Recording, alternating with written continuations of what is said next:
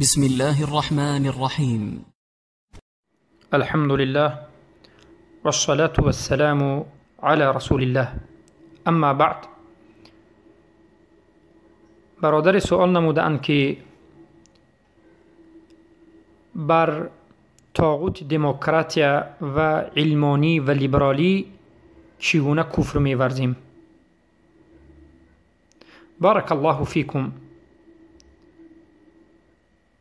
بله، در حقیقت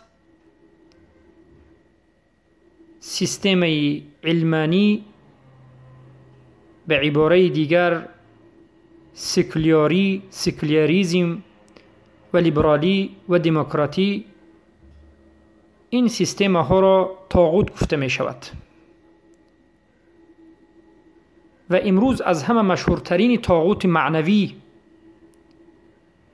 که طاغوتی بیجان است و معنوی هست و مردم به این گروه پیوسته اند، این طاغوت علمانی و لیبرالی و سکولاریزم و سکولاری و دموکراتی است.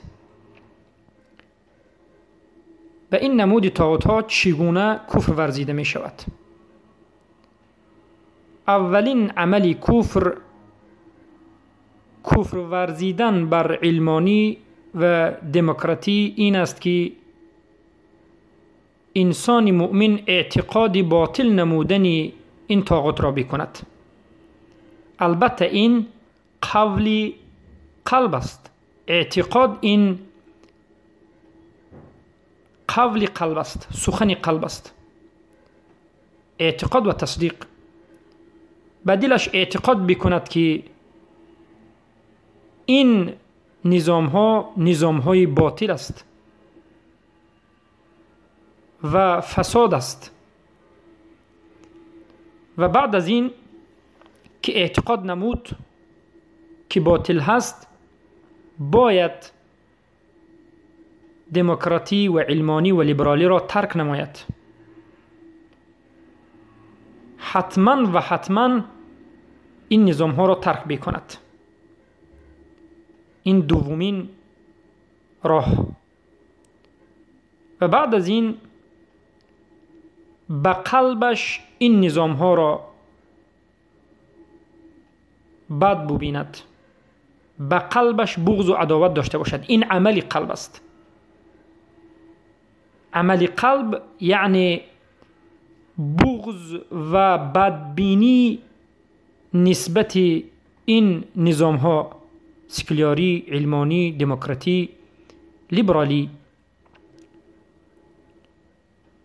بد دیدنش و بیان کردن بدیش. و بعد از این چهارمین، تمنا و آرزوی نابودی این طاغوت را بکند، این سیستم های طاغوتی را بنماید. تمنا بکند، آرزو بکند، دعا بکند و بگوید که من میخواهم که نابود بشود، آشکار بکند. و بعد از این البته تکفیر کردن اهل این نظام، تکفیر کردن اهل علمانی، تکفیر کردن اهل دموکراتی و لیبرالی. هر کسی که اهل دموکرات و اهل علمانی و اهل لیبرالی هست، اینها را تکفیر نمودن است.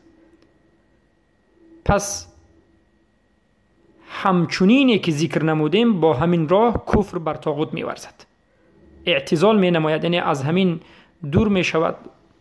و بله، در حالتی که انسان قدرت و توانایی دارد، برای نابودیش کوشش می‌کند. پس این به نهایت با مختصر شدید کفر ورزیدن به طاغوت معنوی امروزه بود که از علمانی، دموکراتی، سکولاریزم و لیبرالی وجود دارد. بارک الله فیکم. البته این سخنهایی که بیان کردیم از سخنهای علما بود و از سخن شیخ عبدالعزیز طریفی، سلیمان العلوان و از سخن علی الخضیر بن خضیر و دیگر از علمای اهل سنت و الجماعت که در این مسئله سخن کردند و صفت کفر ورزیدن بر طاغوت را شیخ محمد بن عبدالوهاب، شیخ الاسلام ابن تیمیه رحمه الله و سلیمان بن سحمان و علمای نجد در کتاب الدرر السنیه بیان نمودند که این معروف است. صفت کفر ورزیدن بر طاغوت معروف است که با همین راه با قول دیل و با عمل دیل و با عمل جسم و با عمل زبان بیان کرده می شود. بارک الله فیکم، حیاکم الله بیاکم.